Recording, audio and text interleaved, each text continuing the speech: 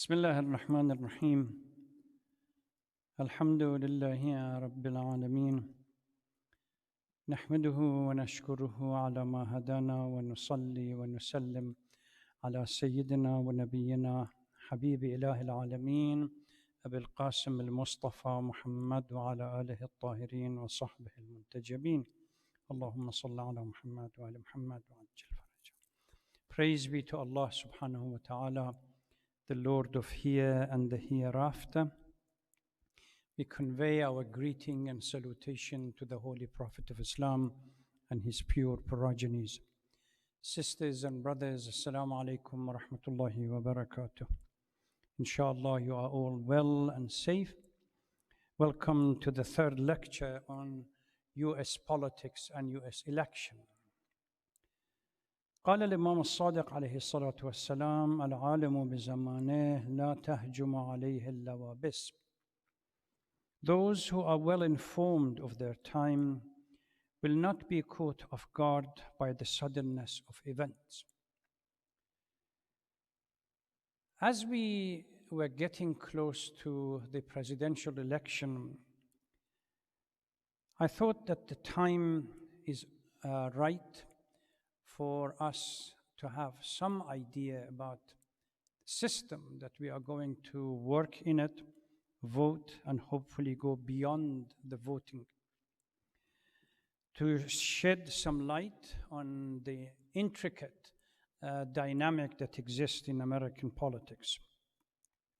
First night, which was 2 weeks ago,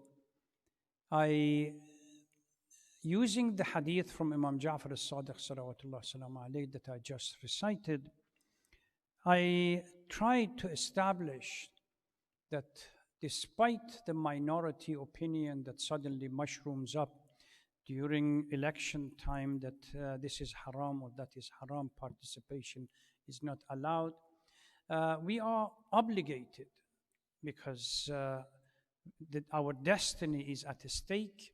And if we are not there to frame and shape it, other people will frame and shape it, which will be at our disadvantage. So the first night, I spent the time to establish that it is necessary. It is an obligation for all of us to participate and be present in the public space. Last week, since at the moment until what happens in the future, what we have is two-party system. And at least since 1852, these two parties have contested the presidential election. And one representative, from one candidate from one party or the other has won the election. Whether true or false, that's a different story. But at the moment, at this stage, this is what we have, the system of two parties. So last week, I spent some time in looking at the background of these two parties, since we are moving either towards switching tactical voting from one party to another, gave some background information about the Republican and the Democrat when it comes to foreign policy, as well as with the national politics. And also pointed out that the old concept of left and right in politics has become redundant and meaningless when it comes to American election or American foreign policy or American political establishment.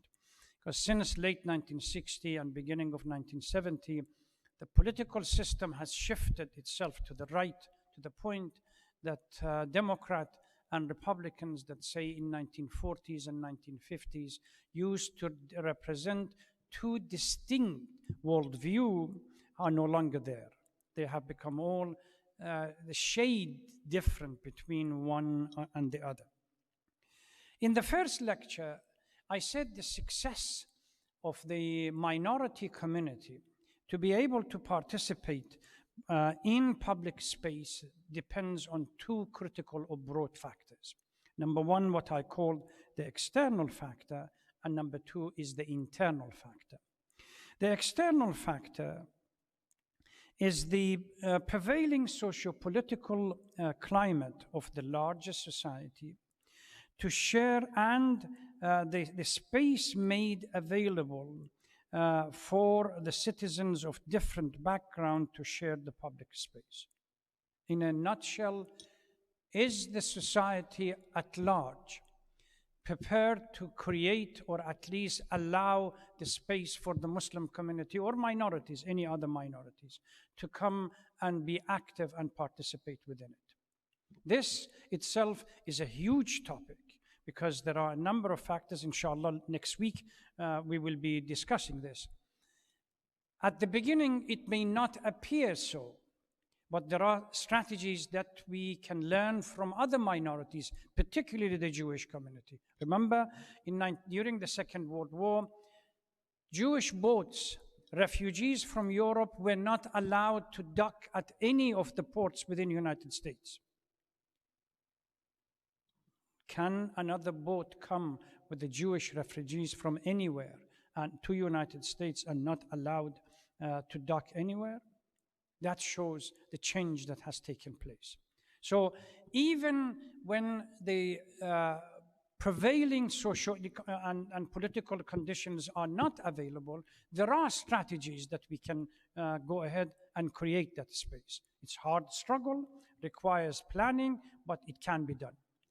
And the second part, what was the internal factors, is something to do with us, to understand our own identity, and relates to our own skill in building up representative organizations which defends our own interest, clear understanding of the political and social system, and how to strategize to be able to maneuver within that system. These are the 2 points. Now, tonight I want to see the beginning of a strategy. How do we strategize and begin to create the power that we need? Remember, at this stage, we, the Muslim community, do not possess the power to be able to influence major events, whether it's foreign policy or even national politics. But there are ways of, at least to a degree, influencing the whole structure of the system. Now, let's begin with some statistics. According to a 2017 Pew Research Center report, 86% of voting Muslim Americans are under the age of 55. They also tend to hold progressive views about healthcare reform and minimum wage, with 61.2% supporting a single-payer healthcare system, Medicare for all, and criminal justice reform, immigration, student debts, etc., etc. The Institute for Social Policy and Understanding found in 2019 American Muslims poll that 83% of Muslims aged 50 and above or older vote for the Democratic Party, in contrast with 44% of the general public. So we tend to move towards Democratic Party. And this is one of the biggest mistakes, because we can learn from African American community that they automatically move towards the Democratic Party. They have been marginalized, and yet they have been taken for granted. During the last primaries, Muslim voters put too much trust and hope in Uncle Bernie Sanders, being nominated, but Bernie, unfortunately, is no longer there. And even third candidates from Green Party or any other party, now we have the wrath of the Supreme Court actions and so on that marginalize them and move them out. So we are going back again to the two-party system. What we really need is to create what is defined as minority voting bloc, which requires collaboration and working together with others who have been marginalized within the society. Two images stand up: a successful image and not that much successful image. The Jewish community as a successful image, and the African American community as not so successful image. Particularly is critical is in the key swing state with so narrow votes that are needed to tip the balance in favor of one party or the other. So what we really need to do for our strategy right from the beginning to dispense with the idea of party politics, either Democrat or Republican. We paid the price in 2000 when we switched from the Democrat to the gambled on George Bush the Jr., and look what happened. We did not give credit to Al Gore. We might have, at least might have been better a little bit, but certainly would not have been as worse or as bad as George Bush. And we had people from our community standing next to George Bush and taking pictures. And we have some of the pictures here in the gallery. So in the what we call the key swing state, our vote, we may not have the bloc power, but our votes are critical. And we really need to create that bloc which is necessary. Muslim Americans have much to lose with another Trump term. Nobody needs to tell us. We understand this. We have suffered right from the beginning when we went through the primaries. Suddenly, Islamophobia, anti-Muslims, sentiment, and everything else came to the surface. Sanders' campaign told us that we, at least Muslim community, what is it like to be heard, understood, and courted? What is the option that Uncle Bernie is no longer there? Are we going to go back to the politics as usual, or should we strategize and change the system? Awaken the tiger, as they say. Have a clear strategy and create the voting bloc. To build the voting bloc, we need alliances. As I said, the two communities that we can build alliances with, the Jewish American or American Jews and the African American. As far as the Jewish American, the most active participation of all major groups in the United States in American political process. They participate not merely in the final voting, but also in the choice of candidate for primaries, in the debate of issues, and in making financial contribution to candidates or parties of their choice. Between election, Jewish communities are also exceptionally participatory in trying to influence policy options in Congress and the state legislature. So we have a successful model. On the other hand, the African American model is as a whole grossly underutilized the American political process. In 2004, 2005, in a conference that I attended, and there were a number of African American, they were insisting that they have to separate themselves and somehow live separately from the rest of the community, and have allowed themselves to be taken for granted by both Democrat and the Republican Party.